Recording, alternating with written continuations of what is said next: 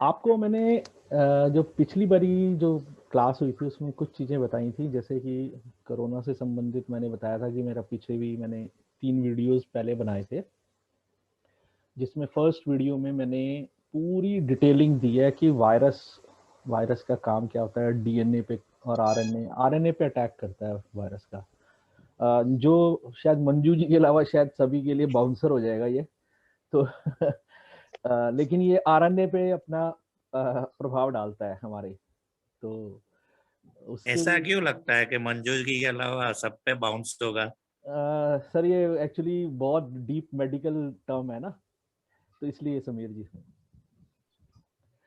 तो अ, पहला वीडियो इस पे था कि पूरा कोरोना कैसे शुरू हुआ, उसकी हिस्ट्री क्या थी, क्राउन से कोरोना जो सारा डिटेलिंग वो कैसे काम करता है, उसके साथ जुड़े हुए कुछ हमने अपने जो पैरामीटर्स, जो प्रिकॉशंस के, जो हमने मार्च में मैंने बना दिया था। ये लास्ट ईयर मार्च में ये मेरा वीडियो आ गया था कि हाथ 30 सेकंड 20 सेकंड जो धोने हैं, किस तरह धोने हैं, इसके ऊपर पूरा वीडियो था। सेकंड वीडियो में जो है फिर डिटेलिंग हुई, फिर प्लानिटरी पोजीशन, फर्स्ट में भी प्लानिटरी पोजीशन डिस्कस की थी, लेकिन सेकंड में और डिटेल में करी।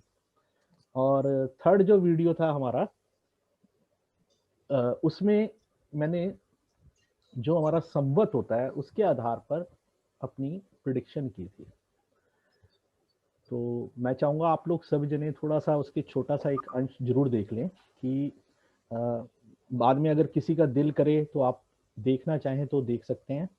तो ये मेरा थर्ड वीडियो था। इसमें राशि परिवर्तन करके जो है अपनी मकर राशि में आया, जहाँ वो स्ट्रांग हो जाएगा। गुरु के आने से पहले मंगल वहाँ पे शनि के साथ बैठा हुआ, और मंगल की उच्च राशि है, शनि वहाँ बैठा है, तो दोनों एक दूसरे की शक्तियों का वो करेंगे सम्मान।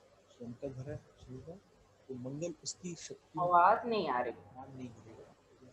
और जैसे ही यहाँ गुरु आएगा तो दोनों प्लैनेट्स आपस में जो भी इवन कोई मतभेद है भी या नहीं भी, तो एक दूसरे पे छोड़कर इसकी सहायता करेंगे और उसका नीच बंद करेंगे। तो यहाँ पे 30 तारीख के बाद एक सपोर्टिव रोल प्ले होना शुरू हो जाएगा। पहले मंगल के कारण से थोड़ा सा शुरू होगा, फिर सपोर्टिव रोल जो है वो हम देखेंगे थोड़े दिन बाद, जब गुरु भी वहाँ पे पहुंच जाएगा। फिर मैंने आपको बताया कि शनि के नक्षत्र परिवर्तन से भी थोड़ी सी सपोर्टिव रोल वहां से शुरू होगा। तो ये धीरे धीरे यहाँ से हमारे कोरोना रोग का थोड़ा सा जो एक डिस्ट्रॉयर जो कैपेसिटी है उसमें थोड़ी सी कमी आई। मैं अभी इस पे आपको और आगे बहुत अच्छी ये आप देख सकते हैं बाद में, क्योंकि मैंने जो क्रिटेरिया लिया था, मेरा उद्देश्य सिर्फ ये बताने का था कि उसमें मैंने उस क्रिटेरिया के आधार पे बताया है कि कैसे जो एक विक्रमी संवत जो होता है उसको क्यों हमें लेना चाहिए। आप में से बहुत सारे लोग जो है इस बात से सहमत भी होंगे और ये बात जानते भी होंगे कि हमारा जो पृथ्वी की भी उत्पत्ति के बारे में बताया जाता है वो संवत से ही बताया जाता है, कि विक्रमी संवत से ही बताया गया है। अब वो कई करोड़ वर्ष का उसका उल्लेख है और उससे संबंधित कई चीजें बताई जाती हैं। और हमारे अभी तो मेरे पास आज वो मिला नहीं, एक डिटेल है कि क्या क्या विशेषताएं हैं हमारी संवत से जुड़ी हुई, एक बहुत सारा एक लंबी लिस्ट है। बाई चांस इस बारी वो विशेषताएं जो थी वो मेरी सारी की सारी जो है नहीं मिल पाई मुझे, तो मैं नहीं आपको दिखा पा रहा हूँ। सभी से यही है कि हम संवत के बारे में जितनी जानकारियां निकाल के पहले देख सकते हैं कि हमारे यहाँ पे सबसे ज्यादा महत्व संवत को दिया गया है। और जो मुंडेन एस्ट्रोलॉजी है इसमें बड़े सारे तरीके से प्रिडिक्शन की जाती है। कुछ लोग इसको कालपुरुष की कुंडली से करते हैं, कुछ लोगों के अलग अलग पैरामीटर्स हैं, पर मैंने ये महसूस किया है कि जो ये वाला हमारा पैरामीटर है ये ज्यादा बढ़िया रिजल्ट देता है। अब जो मुझसे अलग सोच रहे हैं वो गलत हैं ऐसा मैं नहीं मानता, और वो गलत रिजल्ट निकाल रहे हैं ऐसा भी मैं नहीं मानता। क्योंकि जब तक एक किसी भी वैज्ञानिक जो सोच होती है उसमें ये होता है कि अलग अलग विचारधाराओं में से ही कोई एक अच्छी विचारधारा निकलती है। आप अगर अलग सोचते हैं तो कोई बुरी बात नहीं है, चर्चा करें, जो चीज अच्छी लगे उसको सब जने सहमति से स्वीकार करें। तो आज का जो हमारा विषय रहेगा वो कंप्लीटली इसी पे रहेगा कि जो संवत जो है उसके आधार पे हम देखेंगे कि ये संवत या संवत से कैसे हम रिजल्ट निकाला करें। आप में से कई लोग आगे चल के अपने घर में बैठ के भी संवत से आने वाले समय में क्या क्या प्रभाव पड़ेगा उसको देख पाया करेंगे। ठीक है, हम जो बात कर रहे थे उसमें हमारा यही था कि विक्रमी संवत को क्या, पहले उसका अर्थ क्या है, वो कैसे देखा जाता है, उसके बारे में आप, नया संवत्सर जो होता है वो उसके बारे में कम लोग जानते हैं हमारे यहाँ पे। हमारे दुर्भाग्य ये है कि हमारे यहाँ इतने सारे मतलब हिंदू होते हुए भी हम अपने अपने ही धर्म से संबंधित चीज़ों के बारे में बहुत अच्छी जानकारियाँ नहीं रखते हैं। तो एक संवत्सर जो होता है उसमें 60 तरह के होते हैं, मतलब 12 माह का ये एक वर्ष होता है, वर्ष के साथ साथ 60 संवत्सर निकलते हैं, और उन संवत्सर में से जो है उनके ऊपर लिखा गया सूर्य सिद्धांत के अनुसार बृहस्पति ग्रह के आधार पर निर्धारित किए जाते हैं। प्लीज म्यूट हो जाइए जरा। जिनमें ब्रह्मा विशंति, विष्णु विशंति और शिव विशंति करके जो है 3 प्रकार से इनका डिवीजन दिया हुआ है कि फर्स्ट 20 जो है वो ब्रह्मा विशंति में आते हैं, फिर उसके बाद विष्णु विशंति में आते हैं और फिर शिव विशंति में आते हैं। अब बृहस्पति के गति के अनुसार प्रभव एवं 60 वर्षों में 12 युग होते हैं तथा प्रत्येक युग में 5-5 वत्सर होते हैं। 12 युगों के नाम प्रजापति, धाता, वृष, वै, खर, दुर्मुख, पलव, पराभव, रोधकृत, अनल, दुर्मति और क्षय है। प्रत्येक युग में 5 वत्सर होते हैं। उनमें से प्रथम का नाम संवत्सर होता है, यानी जब स्टार्टिंग जिसे कहते हैं हम, जैसे प्रथमा द्वितीया ऐसे तिथि होती है, तो प्रथमा जो तिथि होती है वैसे ही इसका जो पहले दिन जो इसमें से जो 3 डिविजन्स हैं उसमें से जो फर्स्ट होता है उसको संवत्सर कहते हैं। दूसरा प्रतिवत्सर, तीसरा इधवत्सर, चौथा अनुवत्सर और 5वां युगवत्सर, इस तरह से है। 12 वर्ष बृहस्पति वर्ष माना गया है। वर्ष बृहस्पति के उदय और अस्त के क्रम में इस वर्ष की गणना की जाती है। इनमें से 60 नामों के 361 दिन माने गए हैं। अब ये जो वो नाम है जिनको हम जो कहते हैं अपने संवत्सर जो है हमारे जो संवत होते हैं जो उनके ये नाम है। ठीक है, इनमें से प्रभव, विभव, शुक्ल ऐसे करके सारे नाम है। अब जो हमारा जो था इससे पहले प्रमादी चल रहा था। प्रमादी जब चल रहा था उसके जब वो खत्म अभी हुआ नहीं था, उसके उसी समय में आनंद नाम का जो एक जो है संवत शुरू हुआ। वो पिछले संवत में 2077 के प्रमादी शुरू होने के बाद, और इस संवत 2078 के संवत के खत्म होने से पहले आनंद नामक संवत जो था वो बीच में ही खत्म हो गया, जैसे हम जिसे लुप्त संवत के नाम पे समझ सकते हैं कि लुप्त हो गया वो। अब ये राक्षस संवत है। इसके बाद नल आएगा, पिंगल आएगा, काल आएगा, सिद्धार्थ आएगा, रौद्री आएगा, दुर्मति आएगा, दुर्दुभि आएगा, रुधि, रोध, गारी, हृताक्षी, क्रोधन और अक्षय। अब आप यहाँ नाम पढ़ के देख सकते हैं कि आगे कैसी स्थितियां आने वाली हैं।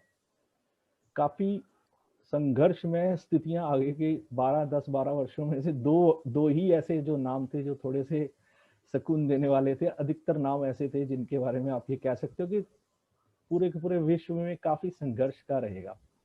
अब जब ये पृथ्वी की उत्पत्ति का है तो हमें भारत तक तो हम इसे सीमित नहीं रख सकते इस चीज को। जब ये पृथ्वी की उत्पत्ति से जुड़ी हुई चीज हो रही है तो हम भारत तक तो इसको सीमित नहीं कर सकते कि भारत के लिए ही सारे रिजल्ट निकलेंगे, बाकी सब जगह पे नहीं निकलेंगे। तो ये सब चीजों को ध्यान में रखते हुए हमें हमेशा याद रखना है कि राक्षस संवत का अर्थ क्या है। पहली बात, राक्षस क्या होता है। अगर हम राक्षस की प्रकृति को समझ तो राक्षस वंश की उत्पत्ति कैसे हुई और वो कहाँ से आए, वो क्या करते हैं, उनकी प्रकृति क्या है, उनकी व्यवहार करने का तरीका कैसा है, ये सब चीजें जो हैं अगर हम एक बार समझ लेंगे तो हम अपना काफी चीजों में अपने को जीवन में समझ के चल सकते हैं। और दूसरा, इस संवत में हमें दूसरे महत्वपूर्ण बात यह है कि हमें ये देखना है कि मंगल ही राजा है और मंगल ही मंत्री है। अब मंगल हर समय तो एक जैसा रहेगा नहीं, कोई भी ग्रह एक जैसा व्यवहार एक राशि में पूरे जो वर्ष भर गोचर चल रहा होता है वो एक जैसा व्यवहार नहीं करते हैं। अलग अलग राशियों में अलग अलग तरीके से व्यवहार करते हैं। तभी हम गोचर का महत्व हम जब कर रहे होते हैं तो हम इसी वजह से करते हैं कि वो गोचर का क्या स्थिति रहती है। तो ये दो चीजें जो है इस पूरे के पूरे संवत पे हमारे पूरा प्रभाव डालने वाली है। पहली चीज आ गई राक्षस। ये समझने की कोशिश करते हैं कि राक्षस जो हैं उनका जन्म हुआ तो जन्म हुआ कैसे। देखिए कश्यप ऋषि थे, उनके जो उन्होंने उनकी बहुत सारी पत्नियां थी, उनमें से एक आदित्य थी, ठीक है। तो देवताओं का जन्म आदित्य से हुआ, दैत्यों का जन्म जो है वो दिति से हुआ, दानवों का जन्म धनु से, और राक्षसों का जन्म सुरसा से उत्पत्ति हुई है। इनके पिता कश्यप ऋषि थे, लेकिन जो जिनकी गणना सप्त ऋषियों में की जाती है, और इनका गोत्र सबसे बड़ा है। और ये अलग अलग माताओं के से जन्म लेने के कारण से इनमें सहमति कभी नहीं बनी, और ये कभी एक दूसरे के साथ सहमति बनाकर नहीं रह पाए। इसके कारण से इनमें बहुत आपस में जो है एक दूसरे के प्रति जो नाराजगी रहती थी। अब ये जो राक्षस संवत है, इसी के प्रभाव का जो है हमारे जीवन में जो पड़ेगा। अब देखिए राक्षस जो होते हैं वो क्या करते हैं। राक्षस सबसे पहले हम देखेंगे कि उनको दूसरों को तंग करने में मजा आता है, खून के प्यासे होते हैं, दूसरों की को हानि पहुंचाकर वो आनंदित होते हैं।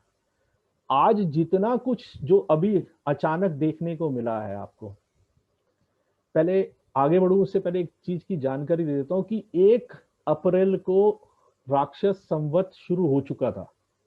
1 अप्रैल को जो हमारी जो ये वाला संवत का जो दिन आता है ना, जिसे हम प्रतिपदा कहते हैं, जो चैत्र प्रतिपदा कहते हैं, वो वाला दिन जो है उस दिन से पहले वो एंटर कर चुका था। तो अब आप 1 अप्रैल के बाद की घटनाओं पे एक बारी नजर डालेंगे तो आपको समझ में आ जाएगा कि क्या स्थितियां रही हैं। आप देख सकते हैं कि बड़ी आसानी से समझ में आएगा। 1 अप्रैल के बाद लगातार जो है देश में अचानक ऐसी घटनाएं हुई कि हमारे देश में दिल्ली और एनसीआर खास तौर पे, और मैं तो कई अभी कल किसी से बात हो रही थी, राजस्थान में भी वैसी स्थिति रही, और भी देश के अन्य हिस्सों में बेंगलोर हो या कहीं हो, वहां पे भी ये स्थिति रही कि लोग अचानक युवा अवस्था के बहुत सारे चले गए। कह रहे हैं, सुनने में आ रहा है कि गांवों में भी कुछ जगह पे यूपी और हरियाणा क्या नाम इधर बिहार साइड में काफी हानि हुई है इस प्रकार की। तो ये राक्षस प्रवृत्ति के कारण ही ऐसा अचानक हुआ कि रोग का प्रकोप इस तरह से हुआ, और उसका लाभ लेने के लिए जो कुछ लोग थे हॉस्पिटल्स में, डॉक्टर्स जो प्राइवेट हॉस्पिटल्स है, उन्होंने एंटर करने के लिए कई लोगों के बारे में, मैं सभी के लिए नहीं कह रहा, इसलिए कोई मेरे बारे में गलत राय ना बना ले कि मैं सबको एक ही तराजू में तोल रहा हूँ। ना ही सब कभी अच्छे होने लगे, ना ही सब कभी खराब होने वाले हैं। तो कुछ लोगों ने, क्योंकि हम चर्चा सिर्फ नेगेटिव बात हो रही है, तो चर्चा उन्हीं के बारे में हो रही है कि कुछ लोगों ने नकली लोगों को बेड पे लिटाया, और बेड पे लिटाने के बाद जब उनके पास कोई बार्गेनिंग करके 50,000 40,000 ऐसे पे करने वाला उनके पास बंदा आया, तो तब उन्होंने अपना बेड उनको दिया कि आ जाओ भाई, जो इस समय पैसे दे सकता है वही एंटर करेगा, जो नहीं दे सकता वो उसको उन्होंने नहीं दिया बेड। ऑक्सीजन की ब्लैक मार्केटिंग शुरू हो गई, जिसमें आज समझ में आ रहा है कि कुछ राजनीतिज्ञ जिनके हाथ में दिल्ली में तो पावर थी, जो दिल्ली के मालिक थे, वो भी कहीं ना कहीं डायरेक्टली या इनडायरेक्टली इन्वॉल्व थे। मेडिसिन की ब्लैक मार्केटिंग हुई, नकली वो हुई। ये सब राक्षसी प्रवृत्ति है, ये केवल और केवल राक्षसी प्रवृत्ति है। कोई भी इंसान ऐसा किसी के साथ नहीं कर सकता। हम में से कितने ही लोगों ने, ऐसा भी मैं जानता हूं, बहुत सारे लोगों ने घर से खाना बना के उन लोगों के घर में खाना पहुंचाया जहां पे कोई बनाने वाला नहीं था, सब बीमार पड़े हुए थे। तो अच्छे और बुरे समाज के अंदर लोग थे, हैं और रहेंगे, कभी खत्म नहीं होने वाले। ऐसा कभी नहीं होने वाला कि सारा का सारा समाज बहुत अच्छा हो जाए और सारा का सारा समाज बहुत ही खराब हो जाए। तो अब ये जो वो लोग थे जिन्होंने उस समय में लाभ के लिए किसी भी दूसरे व्यक्ति के जीवन में इस प्रकार की घटनाएं करी कि ऑक्सीजन को की कमी पैदा कर दी, और जिसके कारण से लोगों ने 10-10, 20-20 हजार, 5-5 हजार उसमें उन्होंने खरीदा। वेंटिलेटर्स 8-8 लाख, 9-9 लाख के बिके हैं, जो नहीं बिकने चाहिए थे। सिलेंडर, खाली सिलेंडर 18-16 हजार का आता है, 9-10 लीटर का, वो 80-80 हजार में लोगों ने बेचे हैं। अब आप ये सोचो कि क्या नहीं हुआ जो एक राक्षस के अंदर होता है, वो सारे काम उन्होंने किए जो एक राक्षसी प्रवृत्ति का व्यक्ति कर सकता है। ये क्यों होता है? राक्षस आया, लेकिन उस राक्षस को का काम ही ऐसा है, वो कभी भी किसी के साथ जो है इस प्रवृत्ति में नहीं रहता कि वो किसी को जीवन में कहीं सुख से रहने दे।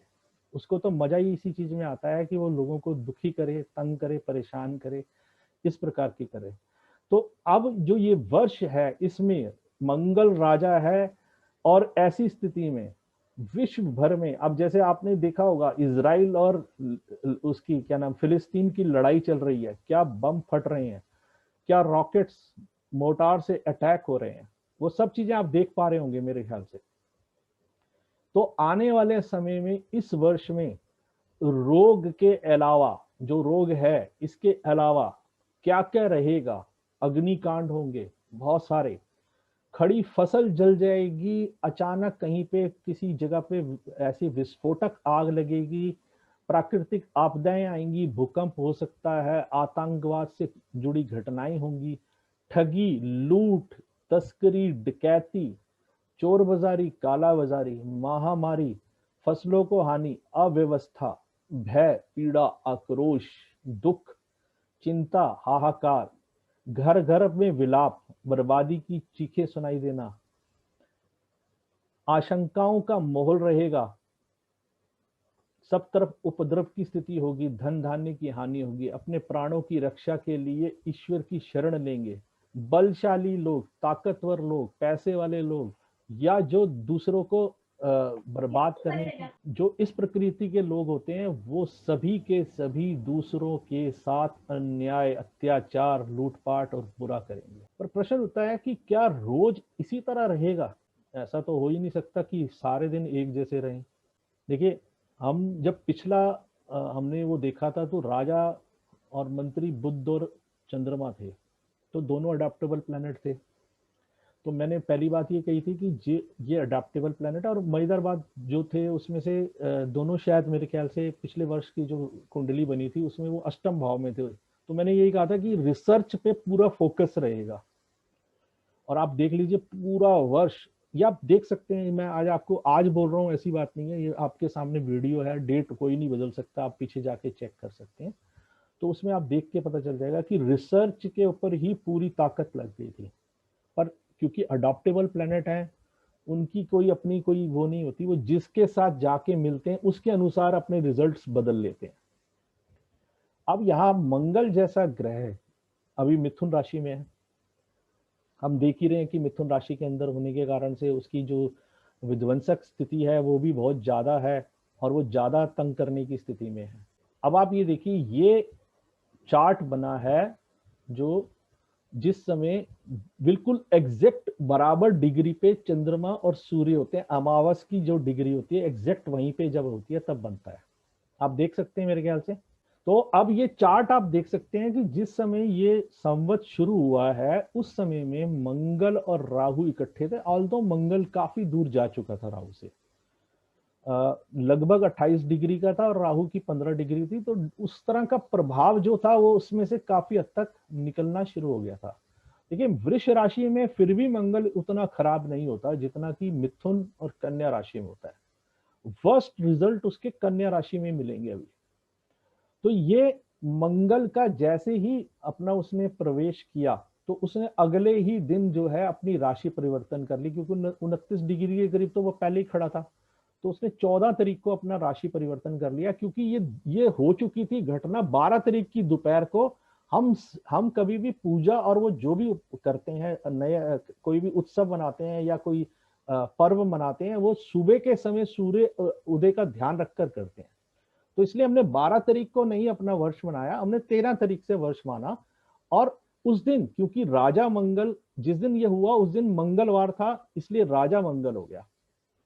तो मंगल के राजा होने का रिजल्ट ये निकला कि इस स्थिति के कारण से मंगल सबसे ज्यादा प्रभाव देने वाली स्थिति में आ गया। अब मंत्री भी मंगल है, राजा भी मंगल है, तो दोनों बराबर की पावरफुली सिचुएशन में है।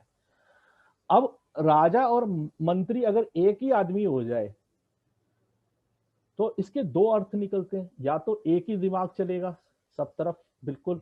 अब मंगल की प्रवृत्ति क्या है, मंगल कौन सी कंट्रीज को ज्यादा रिप्रेजेंट करता है? मंगल ज्यादा रिप्रेजेंट करता है कम्युनिस्ट कंट्रीज को, क्योंकि उनका लाल कलर का निशान है अपना, लाल सलाम बोलते हैं, और वो ये काम करते समय बहुत ज्यादा आप ये चीजें देखेंगे कि इस वर्ष षड्यंत्र और सारी की सारी जो नेगेटिव काम है उनको करने में बहुत बड़ा रोल जो है उनका रहेगा, कम्युनिस्ट कंट्रीज का रहेगा। पूरा अरब, पूरी मुस्लिम कंट्रीज इस जो पूरा का पूरा वर्ष है इसमें बहुत ज्यादा प्रभावित होंगे। उसके पीछे का कारण मैं समझा देता हूँ।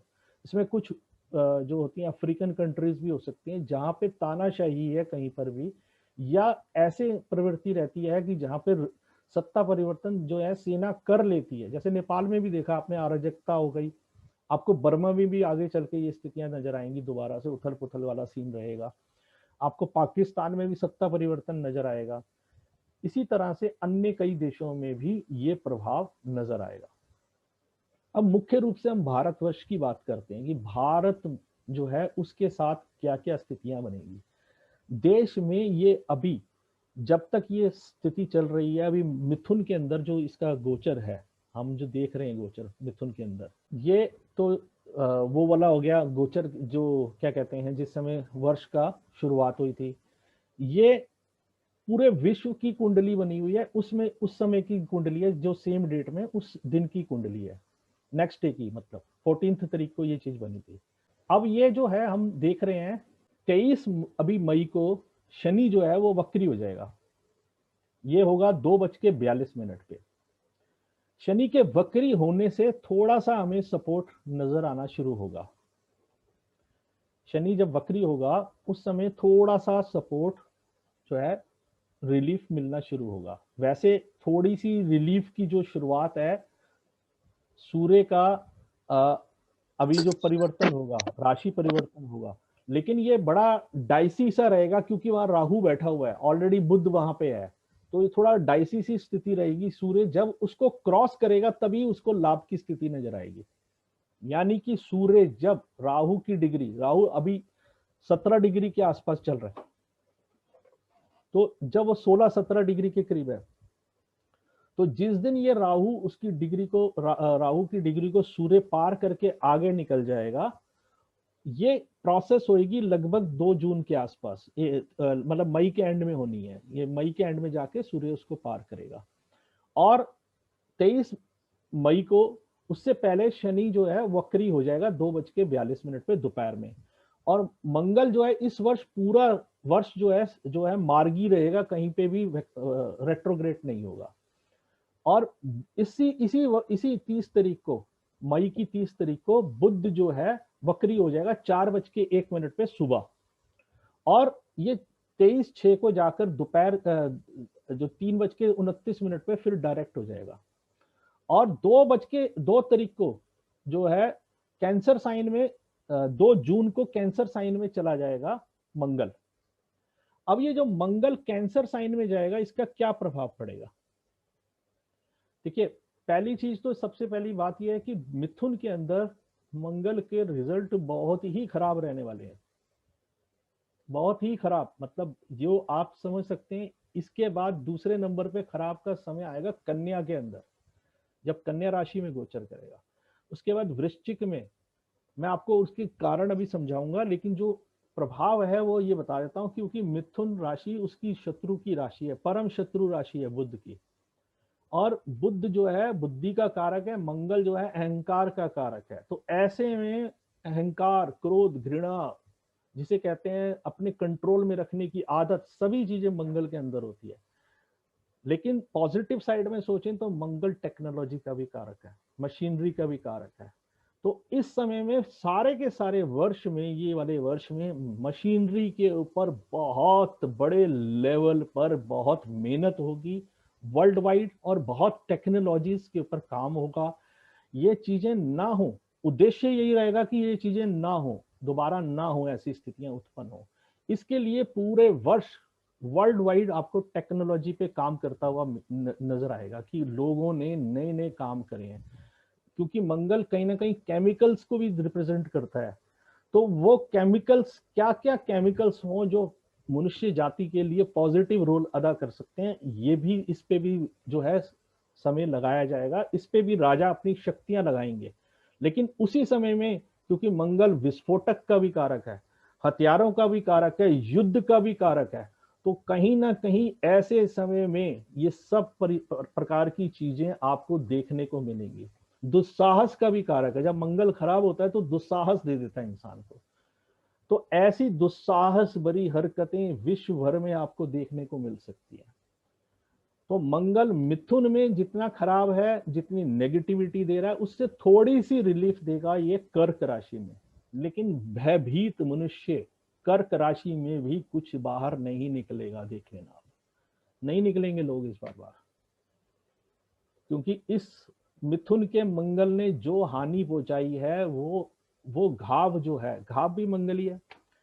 जो आपको घाव लगते हैं वो भी मंगल ही बहुत जोर से देता है। तो ऐसी सभी चीजें जो हैं उनको आप महसूस करेंगे कि वो घाव, वो दर्द, वो पीड़ा, वो सब चीजें जो हैं उसको कर्क में भी बाहर ज्यादा खुल के निकलने नहीं देंगी। लेकिन जैसे जैसे सूर्य राहु से बाहर निकलता जाएगा, वैसे वैसे सूर्य और मंगल दोनों की स्थिति बेहतर होती जाएगी। वंस, क्योंकि मंगल लगभग 46 से 48 दिन लेता है एक राशि में और सूर्य 30 दिन लेता है, तो एक समय आएगा जब सूर्य मंगल को क्रॉस करेगा। जहां से ये स्थिति उत्पन्न होगी वहां से ईश्वर कृपा से काफी चीजों में बदलाव आने लगेगा। लेकिन मैं फिर बोल रहा हूं कि मंगल जब जब भी राहु से और शनि से संबंध बनाएगा, जब जब वो नेगेटिव हाउसेस के लॉर्ड से संबंध बनाएगा, तब तब वो पीड़ा देगा ही देगा। ये आप लिख के रख लीजिए। इसके बाद अगर मैं अब आगे देखता हूं, विचार करता हूं कि मंगल अब कन्या में है जैसे, तो क्या करेगा। ये तो हमने देख लिया कि वो कैंसर साइन में है, तो क्या करेगा। अब ये मंगल जो है वर्गो साइन में एंटर करेगा 6 सितंबर 2021 को और 22/10/2021 तक ये यहां रहेगा।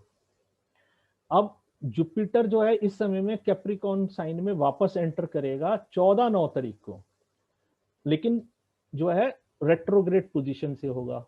और इसको डायरेक्ट होएगा ये 18/10 को, और 18/10 के बाद ये 11/11 को, या गलत लिख दिया मैंने, सॉरी, 11/10 को शनि भी डायरेक्ट हो जाएगा। ये दोनों के डायरेक्ट होने के बाद थोड़ी सी और इंप्रूवमेंट आपको नजर आएगी। अब जो दूसरा पॉइंट पे मैं आता हूं अब आपको, कि ये जो गुरु ग्रह है, जो बहुत बड़ा ग्रह है, मतलब हमारी पृथ्वियां, बहुत ज्यादा पृथ्वियां उसमें समा सकते हैं, सैकड़ों में समा सकते हैं। अब वो जो है अपनी स्पीड से 5 गुना स्पीड पे चल रहा है, अतिचारी जिसे कहना चाहिए, वो स्थिति है। तो वो भी अभी इस समय किसी प्रकार से मनुष्य जाति की किसी प्रकार से मदद करने की स्थिति में नहीं है। आपको याद होगा, मैंने उस दिन भी आपको ये बताया था कि कहीं ना कहीं ये याद होगा ही कि ऑक्सीजन का कारक जो है गुरु ग्रह है। तो जो हमारे को ऑक्सीजन दे सकता है वो ग्रह ही हमारा जो है वीक हो रखा है, वो अपनी स्थिति में नहीं है कि वो हमारी मदद कर सके। तो ऐसे में वो हमारी मदद नहीं कर पा रहा है मनुष्य को किसी तरह से, क्योंकि सबसे ज्यादा सात्विक ग्रह और वो बताया गया बेनिफिशियल ग्रह है। उसकी दृष्टि पड़ते ही, जिस पे भी दृष्टि पड़ जाती है उसके काम बनने लग जाते हैं, उसे रुके हुए काम सारे बंद हो जाते हैं। तो ये स्थिति उसकी आज नहीं है कि वो हमारी मदद कर सके। शनि और गुरु जो इतने बड़े ग्रह हैं, जब ये वक्री या मार्गी होते हैं, बकरी होते हैं पहले, तो उस समय में भी ये 3 से 5 दिन के लिए अपना जो होता है पहले स्टेगनेंट और फिर वापस वाली पोजीशन लेते हैं। सेम ऐसा दिन नहीं है कि भाई फटाफट टर्न लेके पीछे मुड़ गए, ऐसा कुछ नहीं होने वाला। ये थोड़ा इन्हें समय लगता है, पहले उसके बाद स्टेगनेंट पोजीशन में आते हैं, स्टेगनेंट पोजीशन से वापस की तरफ मुड़ते हैं। तो इनको 3 से 5 दिन लग जाते हैं उस पोजीशन में वापस चलने की पोजीशन में। तो इनको टाइम लगता है वो किसी भी प्रकार के रिजल्ट्स को बदलने में। जो मैंने आपको डेट्स दी उसमें भी आप 5-5 दिन 7-7 दिन के बाद ही देखेंगे कि कुछ प्रभाव होना शुरू होगा। पहले दिन से ही आते ही कोई ऐसा नहीं होने वाला कि कोई भी आया और आते ही उसे जो है बढ़िया बढ़िया रिजल्ट मिलने लग जाएंगे, ऐसा नहीं है। रिलीफ देने में भी उनको टाइम लगेगा। तो गुरु ग्रह जब मार्गी होगा दोबारा से और वापस फिर कुंभ राशि में आएगा, वहां से फिर अतिचारी रहने वाला है और ये लगभग जनवरी में जाकर 2022 में वहां जाकर ये उस समय थोड़ी सी अपनी नेचुरल स्पीड में आएगा। जहां से ये नेचुरल स्पीड में आएगा वहां से आप रियल रिलीफ की उम्मीदें करना गुरु के द्वारा। इन बिटवीन मंगल का जब जब भी राहु से शनि से संबंध बनता चला जाएगा वहां वहां उसको दिक्कतें उत्पन्न होंगी। जैसे जैसे हमने यहाँ देखा कि जो मंगल है मिथुन राशि में था तो यहाँ पे बुध भी है। अब आपको पता ही है बुध जो हर प्रकार की एलर्जीज देता है, मैंने बताया था आपको लास्ट क्लास में। आई होप कि सबको याद होना चाहिए, अगर नहीं है तो प्लीज थोड़ा सा नोट डाउन। जो लोग कर रहे हैं उनसे मेरी रिक्वेस्ट है वो थोड़ा सा सबको प्रेरित करें कि नोट डाउन कर लिया करें। अब ये मंगल सबसे ज्यादा परम शत्रु है किसका? बुध का, राहु का और शनि का। अब बताइए कन्या राशि में जब ये संबंध बनाएगा बुध से, बुध तो चलो कुछ दिनों में 22 से 28 दिन के अंदर अंदर राशि परिवर्तन कर लेगा अपना, लेकिन बाकी के जो ग्रह हैं वो तो लंबा समय रहने वाले हैं, यानी शनि भी वहीं रहने वाला है, राहु भी वहीं रहने वाला है। तो ये ट्राइन में जब डिग्री वाइज राहु और शनि और बुध की डिग्रियां बराबर पे आएंगी, वो एक पीक टाइम होगा दोबारा से। ऐसा पीक टाइम जब बहुत ही खतरनाक रूप से दोबारा वायरस या कोई ऐसी प्राकृतिक आपदा जिसमें आप ये कह सकते हैं कोई युद्ध जैसी स्थिति कहीं किसी कंट्री में हो, वहां पे बड़े लेवल पे कुछ हो जाए, कहीं बहुत बड़ा अग्निकांड हो जाए जिसमें कई लोगों की जानें चली जाएं, जाने जाएंगी ये निश्चित है। वो तरीका अलग हो सकता है, कोई बड़ी रेल दुर्घटना हो सकती है, कोई एरोप्लेन क्रैश हो सकता है।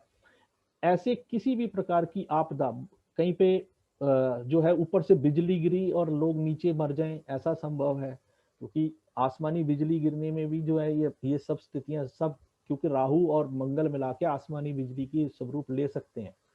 बिजली का करंट ही वही तभी होता है क्योंकि बिजली का कारक मंगल हो गया और झटका जो देने वाली स्थिति है राहु मंगल जब जुड़ते हैं तो उस प्रकार से झटका लगता है व्यक्ति को। तो ये सारी स्थितियां जो है उस समय वर्स्ट वाली पोजीशन पे होंगी। उस समय हमें फिर एक बारी पहले से ही सावधान हो जाना चाहिए, कम से कम 15-10 दिन पहले से ही अपने को रिजर्व कर लें, अपने को प्रोटेक्ट कर लें, अपने परिवारों को प्रोटेक्ट करें। ऐसे में सबसे पहले मैं ये कहूंगा कि हर व्यक्ति को अपने घर में कार्तिकेय जी की पूजा शुरू कर देनी चाहिए। इस वर्ष पे हनुमान जी की, दुर्गा जी की, कार्तिकेय जी की जितना हम नाम जप करेंगे, उनकी जितनी प्रार्थना करेंगे, हम अपने परिवारों की सुरक्षा का जो कार्य है वहीं से शुरू करेंगे। परिस्थिति होने के बाद कुछ हम करते हैं तो हम ये कहते हैं पैचअप वाला काम हुआ है। एक्सीडेंट होने के बाद तो सिर्फ इलाज ही होता है, दुर्घटना होने के बाद तो उसको उसमें बंदे को बचाने के काम किए जाते हैं। उससे पहले दुर्घटना ना हो उसके लिए सारे काम पहले से किए जा सकते हैं। तो जितना हम ईश्वर का नाम लेते हुए इस वर्ष चलेंगे उतना आगे हमारे लिए अच्छी स्थिति बनती चली जाएगी। साथ में मैं ये बोलूंगा कि अपने अंदर भी राक्षसी प्रवृत्ति ना आने दें, क्योंकि हमारे अंदर भी आने की संभावना बनेगी इस वर्ष। क्योंकि जब समाज में लोगों को आप देखेंगे लूटपाट करते हुए, बुरा करते हुए, तो कभी कभी आदमी आवेश में आके कह सकता है हमको क्या किसी ने वो बना रखा है, हम क्यों बेवकूफ बने रहते हैं। प्लीज भगवान के लिए ऐसे विचार आए तो उसको रोक लीजिएगा, नहीं आने दें उसे समझा दें कि जिन जो जैसे कर रहा है एक दिन उसके साथ पलट के वैसा ही होने वाला है। हमारे कर्म स्पंज की गेंद है, जितनी जोर से मारेंगे उतनी जोर से वापस आने वाले हैं, और जो मार रहे हैं वही वापस आएगा और कुछ वापस नहीं आना।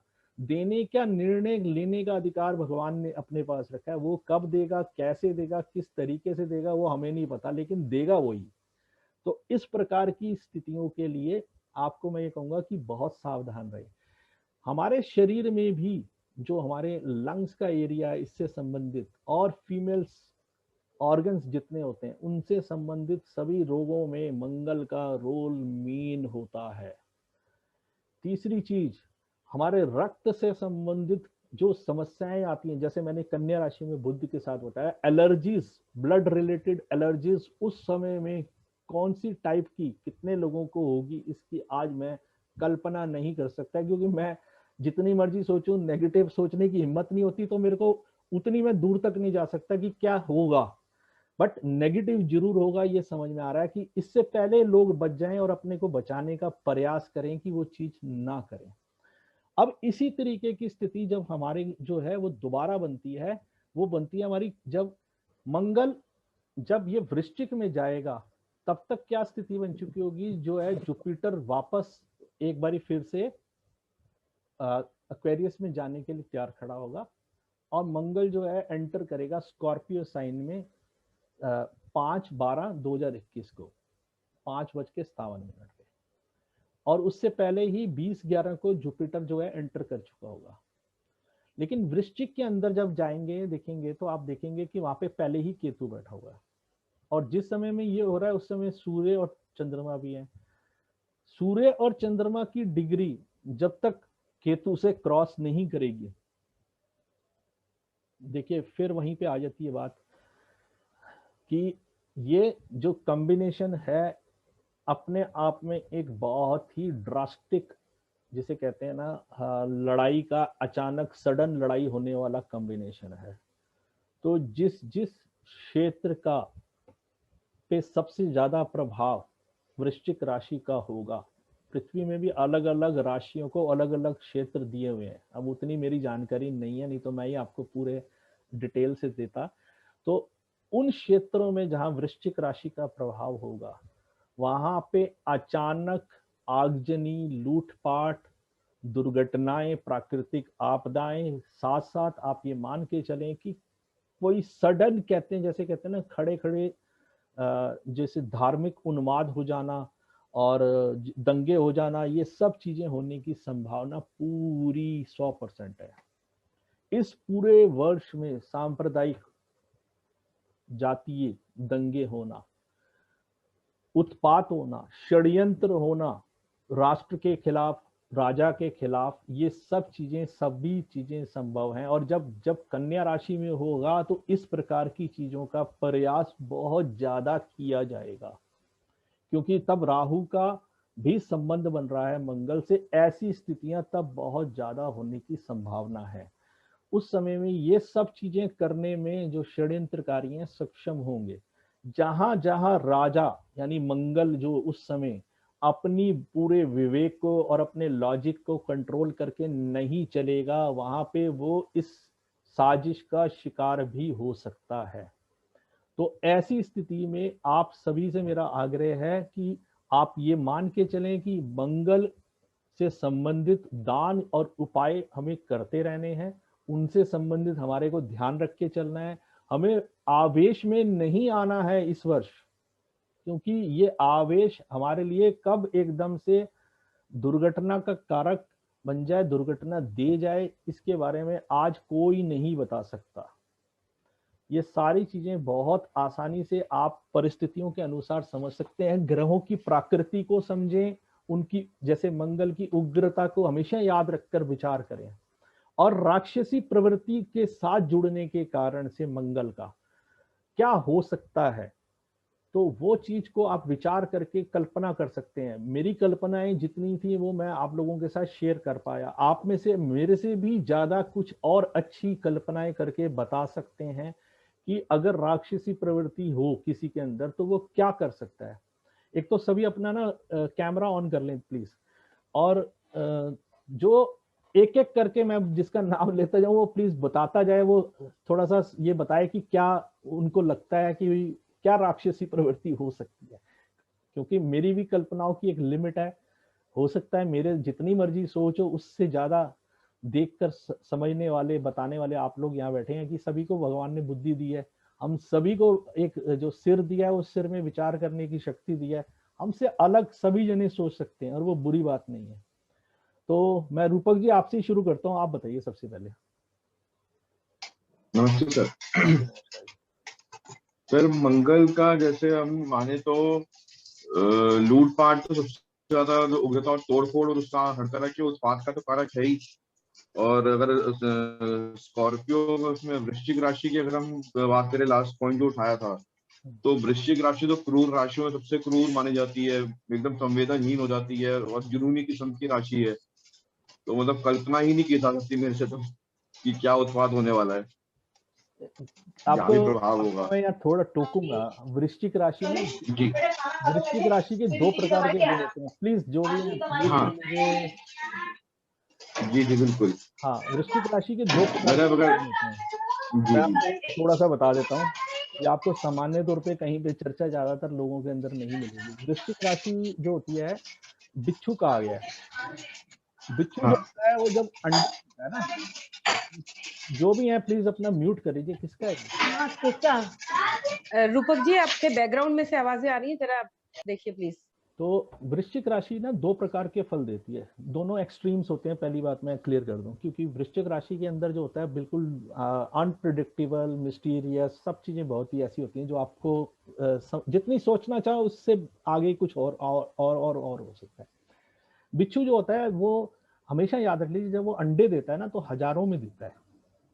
हजारों में जब वो अंडे देता है तो वो उसकी दो तरीके की प्रवृत्ति रहती है, या तो वो अपने अंडे खुद खा जाता है, या वो अपने शरीर पे उन अंडों को छोड़ देता है और वो उन अंडों में से निकलने वाले जो उसके जो बच्चे होते हैं वो उसके शरीर को खाते रहते हैं। तो वो उस वृश्चिक वाला जो व्यक्ति होगा, इन दो में से एक प्रवृत्ति का होगा, यानी कि वो किसी को छोड़ेगा नहीं, या तो कोई भी हो, मेरे बच्चे भी हैं, मेरे अंडे दिए हुए बच्चे भी है, उसको भी खा जाएगा, या वो इतना त्यागी होगा, वो ऐसा होगा कि वो एक्सट्रीम्स तक अपने जो सब नोच के खा रहे हैं, उसे सब नोच के खा रहे हैं। अब आपको एग्जाम्पल के तौर पे मेरे को बताने की जरूरत नहीं होनी चाहिए, देश के प्रधानमंत्री जी की राशि के बारे में कहा जाता है वृश्चिक है, सब नोच के खा रहे हैं बेचारे को, लेकिन वो बेचारा कह रहा है कि कोई बात नहीं, तुमने खाना है खाओ, जो मर्जी करो, लेकिन वो अपना काम करे जा रहा है। तो वृश्चिक के बारे में हम जब भी कल्पना भी करें ना कभी भी, तो एक्सट्रीम्स के बारे में सोच के करें कि या तो वो इतना अच्छा होगा या वो इतना बुरा होगा कि वो किसी को नहीं बख्शेगा। कोई भी, जैसे कहते हैं ना, अभी जैसे स्थितियां उत्पन्न हुई थी, स्वार्थ इतना आगे आ जाएगा कि इंसान किसी को नहीं छोड़ेगा, ये नहीं देखेगा मेरा भाई है, बहन है, क्या है। ऑक्सी मीटर जो है 400-500 वाले 3-3 हजार 4-4 हजार में बेच दिए लोगों ने।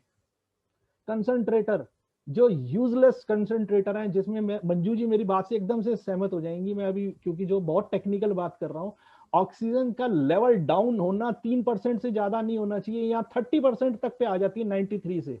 वो वाले ऑक्सीजन के जो कंसंट्रेटर हैं लोगों ने बेच दिए 80-80 हजार रुपए में, जो कभी काम नहीं आएंगे किसी के, यूजलेस। लोग खुश होके ले गए कि मेरे पास कंसंट्रेटर आ गया, अब मैं बच जाऊंगा, अब मुझे दिक्कत नहीं आनी है, लेकिन जिस समय मुसीबत आएगी उस समय वो काम नहीं आएगा। स्वार्थ ने क्या बना दिया लोगों को। तो वृश्चिक में ये दो एक्सट्रीम चीजें होंगी, कुछ लोग अपना बलिदान देंगे, वो ऐसी स्थितियां उत्पन्न होंगी कि कोई, जहां पे किसी के लिए कोई नहीं खड़ा हो रहा होगा ना, तो भी कोई खड़ा होने वाला होगा, वो कहेगा मैं जाता हूं, मैं तुम्हारे लिए करके दिखाता हूं। जहाँ पे कोई किसी के लिए, परिवार के लोग भी कहेंगे ये हमारा नहीं है लेना देना, हम इस लाश के बारे में नहीं जानते, आप शमशान में अपने आप जाके कर दो, वो कोई जाके खड़ा हो जाएगा, कहेगा मैं हूं, मैं करूंगा जी, मैं इनका वो हूं, मैं चाहे जन्म से इनका कुछ नहीं लगता, लेकिन मैं वो इनकी सारी जो रीति रिवाज है वो पूरे मैं करूंगा। ना उस समय धर्म की कोई बात होगी, ना जाति की बात होगी, ना परिवार की बात होगी। ये दो एक्सट्रीम चीजें रहेंगी, इस चीज का ध्यान रख लीजिएगा। ऐसे राशियों की भी अपनी प्रकृति है, कन्या राशि में मंगल सबसे ज्यादा खराब हो जाता है, तो ये चीजें हमें अगर हम ध्यान रखेंगे ना, तो हमें समझ में आ जाएगा कि कहाँ जो है चीज कितनी ज्यादा डैमेजिंग हो सकती है।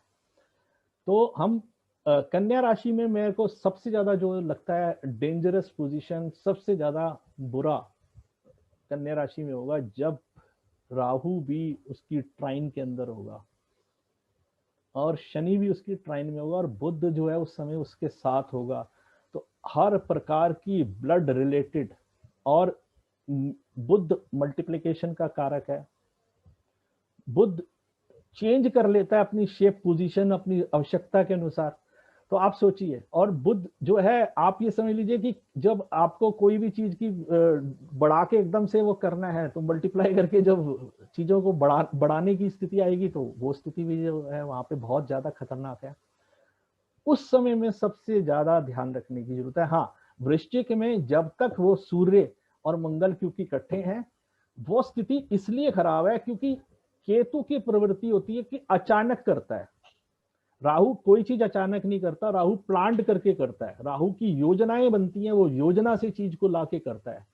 केतु चुपचाप से कर देता है, जिसकी रिजल्ट आपको अचानक नजर आते हैं, सडन। जैसे कि आप बस में खड़े थे, आपके साथ कोई खड़ा था, उसकी कोहनी टच हो गई, आपकी और उसकी बहस हो गई, और बहस हो गई तो आपको उसने थप्पड़ मार दिया, आपने उसको थप्पड़ मार दिया, इतने में उसने चाकू निकाला और आपको घोंप दिया, और ये चीज सिर्फ एक कोहनी टच होने से हुई। तो ऐसी कोई भी चीज होती है वो केतु कराता है। किसी के घर योजना से ग्रुप बना के जाकर उसको मारने की कोशिश करना, घेर के मारने की कोशिश करना, ये राहु कराता है।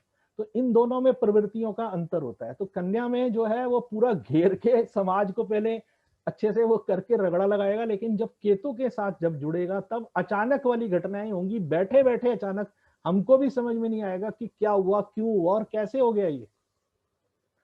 किसी भी देश में, दो देशों में, किसी भी समाज के दो वर्गों में, किसी भी कहीं पे भी, कोई दो पड़ोसियों में, कहीं पे भी अचानक होने वाली इस प्रकार की कोई घटना भी हो सकती है।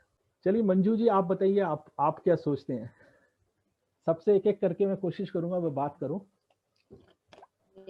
मेरे दिमाग में तो वृश्चिक राशि घूम रही है, एक शमशान घूम रहा है, दलदल घूम रहा है, क्योंकि वृश्चिक राशि के गड्ढे हैं, गंदा पानी है, क्या होगा उस समय, यही दिमाग में घूम रहा है।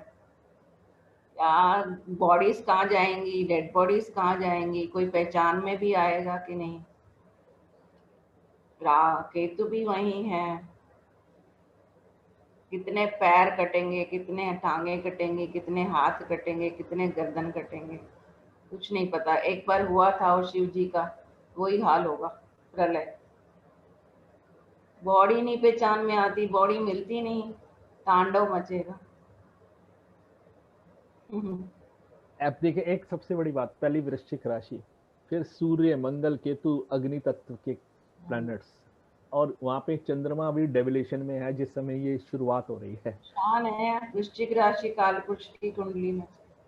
तो आप सोचिए कि क्या स्थिति हो सकती है। लेकिन ऐसे में ये एक्सट्रीम्स हैं, हम इतने एक्सट्रीम्स तक ना सोचें। हम ये सोचें कि हम अगर पहले शिव की भक्ति करते हैं, उसकी स्तुति करते रहते हैं, तो शायद ये स्थिति ना आए। हाँ, सबको आध्यात्म की तरफ झुकना चाहिए, हर एक को घर में। स्वार्थ जो है ना, वो छोड़ेंगे ही तो ही हम कुछ अच्छा कर पाएंगे ना। तो स्वार्थ जो है इंसान को गलत दिशाओं में ले जाता है, वो उसकी विवेक को खा जाता है, पहला काम होता है, उससे वो गलती कराने में मजबूर हो जाता है। बड़े सारी चीजें हैं उसमें, स्वार्थ भी एक चीज है। जी बोलिए। हाँ सर, तो वृश्चिक राशि की बात है, तो वृश्चिक राशि समाधि का भी स्थान है, अपना साधना का भी भाव है, तो वही इंसान को अपने अंदर जगाना चाहिए भाव, कहीं ना कहीं समाधि होना चाहिए, तो उसी से शायद बेड़ा पार हो। हाँ, मतलब लेकिन परिवर्तन तो चाहिए ना। मतलब आप अगर परिवर्तन नहीं करेंगे तो आप भूल जाइए कि कोई भी चीज कोई आपकी बदल जाएगी। तो हम जब बदलेंगे तभी हमारी स्थितियां बदलेंगी। जो हम करते थे, करते हैं और करते रहेंगे तो कुछ नहीं बदलेगा। जो हम नहीं कर रहे थे, कहाँ चूक कर रहे थे, वो सब चूक करने वाली चीजें बंद करेंगे, तभी तो हमारे जीवन में कुछ परिवर्तन आएगा। हाँ जी ममता जी, आप कुछ कहेंगी? जी सर, नमस्कार सर। नमस्कार जी। सर, जो आपने कहा कि मंगल का जो भी राहु और मंगल, ये तो मंगल जिस समय, जैसे कि आप बता रहे हैं कि राक्षसी प्रवृत्ति का है, तो नो डाउट जब कोई एक राक्षस होता है उसको उससे कोई लेना देना नहीं, किसका लूट रहा है, किसका पिट रहा है, क्या किसी का नुकसान हो रहा है, जैसे कि उसमें बिल्कुल सेंस ही नहीं है, इमोशंस भी नहीं है। तो इस तरह से सर, जैसे कि अभी फॉर एग्जांपल अगर मैं कहूँ तो पिछले संडे या पिछले 2 दिन पहले एक न्यूज आई थी जिसके अंदर जो था कि एक वाइफ अपने हस्बैंड को लेकर जा रही है और उसके साथ कुछ मिसबिहेव भी वहां पर होता है, उसके हस्बैंड की भी डेथ हो जाती है। तो ये सब क्या है? ये सब है कि इतनी क्रुएलिटी इंसान में होगी कि वो उसको कोई लेना देना ही नहीं किसी के इमोशन से। तो इसलिए सर ये जो मंगल का राक्षसी प्रवृत्ति का होने का, तो ये नतीजा सबके सामने आ भी रहा है, दिख भी रहा है। और सर एक चीज और है जो आपने बताया कन्या राशि में जब आएगा, सर मेरी कन्या राशि है तो मुझे क्या करना चाहिए? मुझे तो पहले मैं अपने ही सोच लूं, क्योंकि हम तो जॉब वाले हैं, तो बाहर तो निकलेंगे ही निकलेंगे। देखो कन्या राशि ना माइन्यूटली पे जाके काम करना चाहती है, बहुत बारीकियां उसे पसंद है, वो जी, जी। डेप्थ में चीज चाहती है, इंटेलिजेंस उसको पसंद है, तो जी, उसको लॉजिक पसंद है, उसे रीजनिंग पसंद है, जी उसके साथ साथ सेवा पसंद है उसको। अगर बिल्कुल सही। आप ये सब चीजों में से कुछ चीजों को भी अडॉप्ट करके अपनी लाइफ में एक नेचर में डाल देते हैं, तो जो एक टिपिकली प्रॉब्लमेटिक सिचुएशन दिख रही है उसमें से कुछ कमी आ जाएगी। ये नहीं मैं कहूंगा कि कोई बदल जाएगी, हर एक की अपनी कुंडली है, उसकी कुंडली पे किस तरह का प्रभाव पड़ेगा, हर एक का अलग अलग रहेगा, सेम नहीं रहेगा। मंगल वहां पे आएगा, अन्य ग्रह अगर उस समय में कुछ नेगेटिव स्थिति में है तो ही प्रभाव आएगा ज्यादा। दीपक जी, ऐसा नहीं है कि वो वहां आने पे सर एकदम। कब आएगा? मैंने डेट्स दी है ना सारी हाँ डेट्स सर वो मैं लिख नहीं पाई थी। हाँ जी, और रिकॉर्डिंग में है, अभी रिकॉर्डिंग में से नोट कर लेना, मैं पीछे जाके अगर देखूंगा तो टाइम लग कोई बात जाएगा। नहीं सर, ठीक है ठीक है, ओके सर। हाँ हाँ सर प्लीज कंटिन्यू कीजिएगा, कोई बात नहीं, देख लेंगे। हाँ जी जी sir, thank you so much. हाँ दीपक जी, हाँ जी दीपक जी, मुझे तो जो है ना आपने डरा दिया। मेरी तो जो है ना लगन ही जो है ना वृश्चिक है, और केतु की दशा महादशा चल रही है, और राहु की अंतर्दशा। सर मेरा उद्देश्य डराना नहीं है पहली बात। मैं पिछले 3 महीने सर बेड पे हूँ, मेरी टांग फ्रैक्चर हो गया है, और इस बीच में कोरोना भी हो गया था। तो मैं तो सेल्फ एक्सपीरियंस बता रहा हूँ कि बहुत ही स्थिति खराब, और मतलब जिंदगी की सबसे वर्स्ट मतलब समय से पास हो रहा हूँ। अच्छा, और जब आपको मई दरबार जब जो है ना वो वृश्चिक में जो है ना तो आपका मंगल और वो सब इकट्ठे होंगे, तो तब का इंतजार कर रहा हूँ। अच्छा, मैं भी आपके साथ इंतजार करूंगा, बस इतनी बात से समझ जाओ फिर आप। बस ठीक है सर। और एक बात जरूर है, मुझे ईश्वर की तरफ ज्यादा ध्यान दे दिया। वो तो कहा ना 8वीं राशि जो है ना थोड़ा समाधि की राशि है। नहीं तो उसका अर्थ ये नहीं होता कि समाधि की राशि का मतलब आध्यात्मिक तरह से मुड़ा हुआ हो जाता है। हाँ, उसका अर्थ ही केवल और केवल हाँ यही है, और कुछ नहीं है सर। बाकी तो मैं इतना अधार्मिक हूँ, खैर धार्मिक तो नहीं हूँ। तो आप चिंता ना करें, मेरी भी वृश्चिक की लगन है, आप इसकी बिल्कुल चिंता ना करें, दिमाग से निकाल दें। जो होगा दोनों भाइयों को इकट्ठे होएगा। नहीं मैं भुगत रहा सर, मेरे केतु की दशा आ रही है ना, और 7.5 की तीसरी चल रही है। तो मैं भी जुड़ा हुआ हूँ वृश्चिक लगन से। 7.5 की तीसरी चल रही है, तो उसका भी थोड़ा प्रभाव है। कोई बात नहीं, तो चिंता ना करें, ये सब जीवन का हिस्सा है, कभी कोई फर्क नहीं पड़ता। पर सर मैं आपका बहुत आभार।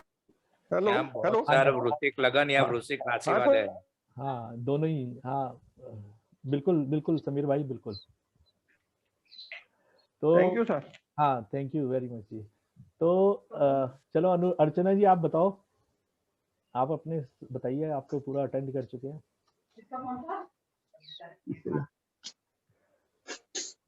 अर्चना जी बोलिए, आपके यहाँ तो आग भी लगी थी। जी सर, नमस्ते सर। नमस्ते जी। सर जैसा कि वृश्चिक राशि पे चर्चा चल रही है, तो मैं तो यही कहना चाहूंगी कि वृश्चिक राशि कालपुरुष की 8वीं राशि, और यदि ट्रांसफॉर्मेशन यदि हो जाए तो नेगेटिविटी कम मिलेगी। तो ये ट्रांसफॉर्मेशन का समय है, हमको ट्रांसफॉर्म हो जाना चाहिए। आपकी भी है वृश्चिक? जी आप भी वृश्चिक से जुड़े हुए हैं? नहीं सर, मैं वृश्चिक से नहीं जुड़ी हूँ, लेकिन वृश्चिक राशि, मैं यही कह रही हूँ कि वृश्चिक राशि में की जो चर्चा चल रही थी, तो ये कालपुरुष की 8वीं राशि ट्रांसफॉर्मेशन की राशि है, और यदि हम अपने विचारों को, अपनी एनर्जी को ट्रांसफॉर्म कर लें, तो ईश्वर की या दैवीय शक्ति की नेगेटिविटी से हम बच सकते हैं। हमको अपने आप को ट्रांसफॉर्म कर लेना चाहिए, मेरा ख्याल से सभी को जितना हम इस क्षेत्र से जो लोग जुड़े हैं, कम से कम हमको करना चाहिए, और दूसरों को इंस्पायर करना चाहिए कि हम अपने विचारों को बदल लें। मतलब भौतिकता की ओर जाने की अपेक्षा हमें अध्यात्म की ओर जाना चाहिए, और हो भी रहा है, क्योंकि अब यज्ञ होने शुरू हो गए हैं। कल मैंने न्यूज में देखा कि यज्ञ हो रहे हैं, तो कदम तो बढ़ रहे हैं, पहल बढ़ रही है। जो लोग दवाई एलोपैथिक पे डिपेंड थे, वो अब काढ़ा पीने लगे, तो पहल तो हो चुकी है। जो एक तांडव जो हुआ है, उसमें ईश्वरीय शक्ति की पहचान तो कर ही ली है लोगों ने, तो यही मैं कहना चाहूंगी। और महावीर सर ने जो मैसेज डाला था कि इनकी तबीयत में रिकवरी हुई है, इस चीज की बहुत खुशी हुई। इन्होंने ग्रुप में मैसेज डाला था, तो बहुत खुशी है महावीर सर कि आप रिकवरी किए। और वृश्चिक राशि की वजह से आप डरे ना केतु की महादशा से डरे। तो केतु तो अध्यात्म में ले जाने वाला ग्रह है, सही बात है, और आप अध्यात्म का सहारा लीजिए, बहुत अच्छी बात है ये। तो आप डरे ना बिल्कुल भी, क्योंकि वृश्चिक राशि के जब मोदी जी नहीं डर रहे तो और सभी को डरने की जरूरत है। बिल्कुल बिल्कुल बिल्कुल। ममता जी 7 सितंबर को मंगल कन्या राशि में प्रवेश करेंगे, 7 सितंबर को। जी ठीक है, कब तक रहेगा? वो 45-48 दिन रहेंगे, लेकिन उस दिन 16 डिग्री के बुध रहेंगे 7 सितंबर को, जो 22 सितंबर तक रहेंगे। तो 7 सितंबर से 22 सितंबर तक का समय ज्यादा प्रॉब्लमेटिक रहेगा। जी ठीक है, क्योंकि उस समय शनि अपनी वक्रत्व के आखिरी सीमा पे रहेंगे, क्योंकि फिर 10 अक्टूबर को उनका वक्रत्व खत्म होने वाला है, तो वहां पे ये ज्यादा प्रॉब्लमेटिक टाइम रहेगा।